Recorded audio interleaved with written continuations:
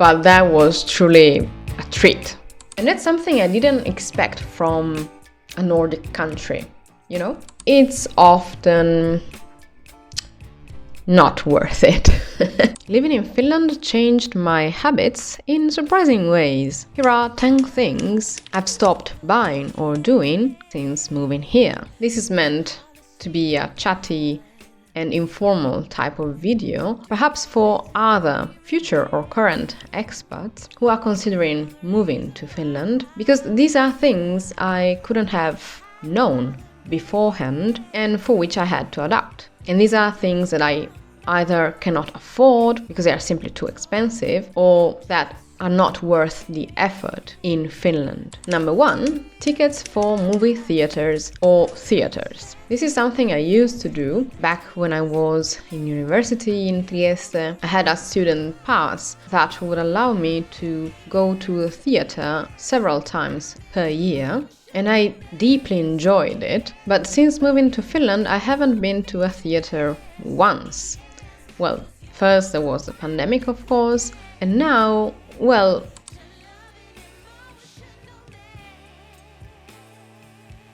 I think the price of the ticket is too high for me. And that goes for movie theaters too, because here one ticket for adults is 16 euros, which is more than double the regular price that I had to pay in Italy when I lived there. I don't know if now something changed and it's higher there too, but I remember it was much cheaper. And I used to go to the movie theaters often, even when I moved to other cities in Italy and to other countries as well. Whereas here in Finland, I went to the movie theaters once in 5 years. And that was for Top Gun Maverick, simply because I knew that the experience in theaters would be worth it compared to watching it at home. But that was truly a treat, and I haven't done it since.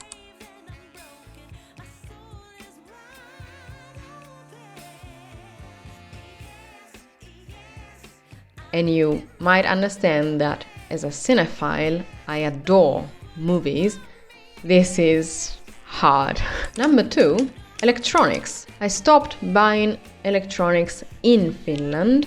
I cannot avoid it entirely because I need them. And why? Because first, they're too expensive. Even when I had a Finnish salary, those were too expensive for me. There's a lack of variety, like there are just some brands or a couple of items per type of product. I don't know why there's such a selection, and it doesn't make sense to me because none of the products that I was looking for or that I needed when I looked into Finnish stores were available. There are no spare parts for my tech, and I mean, for instance, the camera that I brought from Italy, computer, anything actually. And even when I found some spare parts or some piece of tech that I needed, it was often unavailable in stores, so I would have to pay for shipping no matter what, even in the country. Mail here is a bit of a disaster, and they often lost my orders. Plus, some of these stores for electronics, specifically, I don't know if it's true for others, but they have hidden fees or hidden shipping fees on top of the regular shipping fee that you see. And so I cannot trust the system, so I cannot trust them to deliver the product to me. It hardly ever happened. The cost is way too high and the variety is poor, meaning that I have to purchase most of my tech through Amazon. I'm forced to because that's the only option, even though Amazon doesn't exist in Finland. The irony. And so I have to order through Amazon Italy, meaning that each order, if it's available for international purchase, not always, but if it's available, I always have to add at least 15 euros per item for shipping.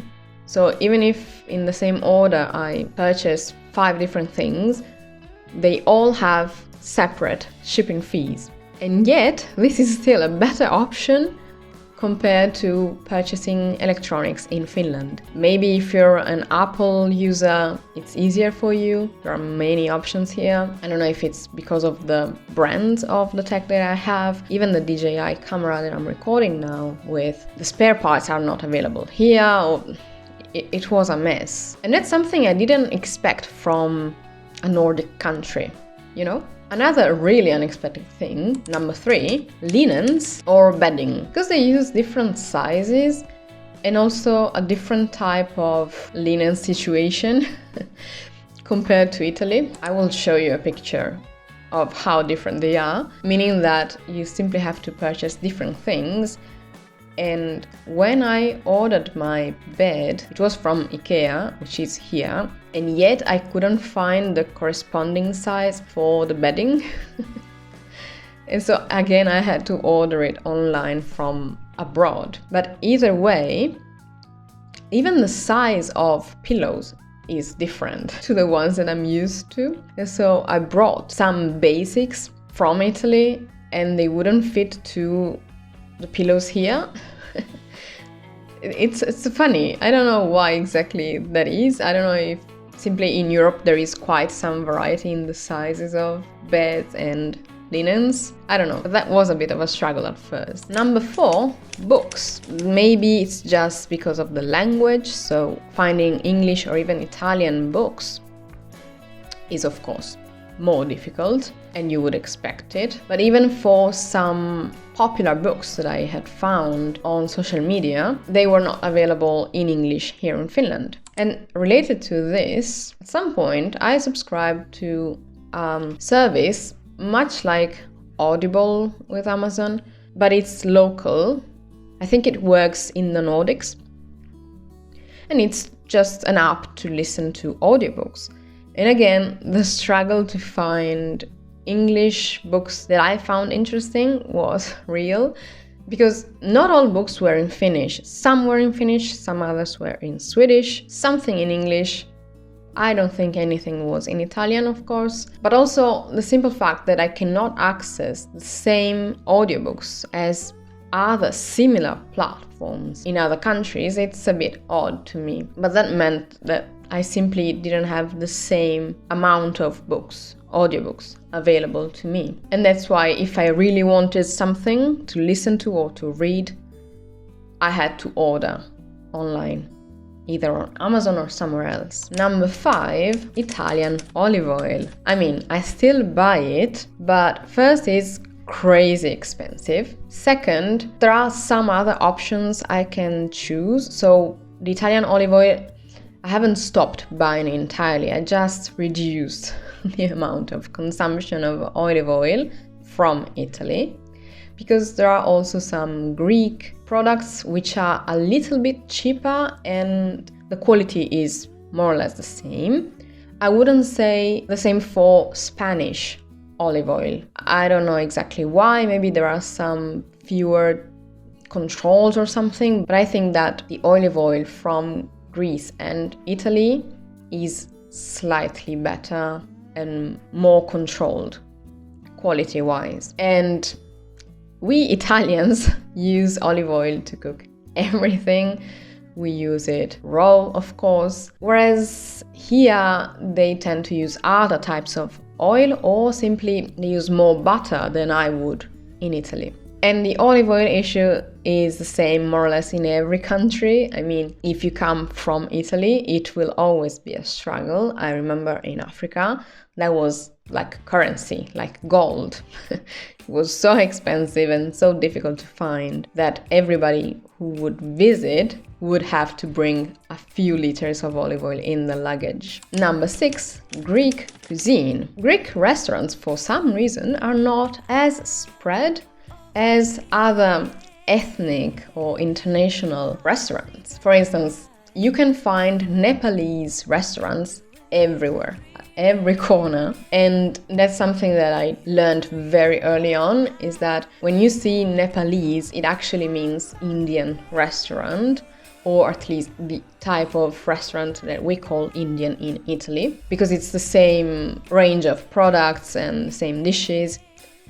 And for some reason, they started calling it Nepalese here in Finland, and that stuck. But I've been told by locals that there's no difference between the two. And you can find plenty of Mexican restaurants, Japanese, some type of Chinese, but not exactly the same ones that we have in Italy, and that's something I miss as well. But Greek cuisine, it's so rare that you have to wait for the Greek week at Lidl, for instance, to buy some of the products and make Greek dishes at home. And so that's something I stopped buying because it's not available, really. A positive note related to this is that I found Korean restaurants, plenty of options, which is something that wasn't available back in Italy. Now they opened a couple of places, but there's nothing vegan, for instance. And here they do have some vegan options, even though most of the Korean restaurants are meat-based, such as the barbecue.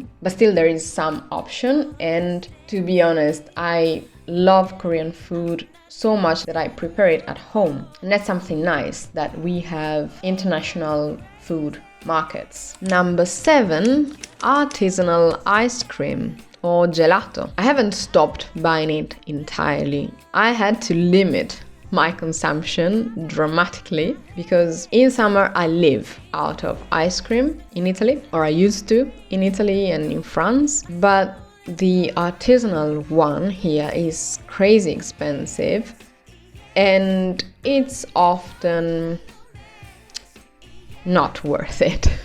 I'm sorry, but I have to be picky with ice cream coming from Italy, and in France there was the same high quality. And luckily there is one chain which is Italian, and if I really crave some artisanal ice cream, I go there. But otherwise I just buy the ones that Lidl has and some at Co supermarket or Prisma, but mainly Lidl, which is definitely not the same thing.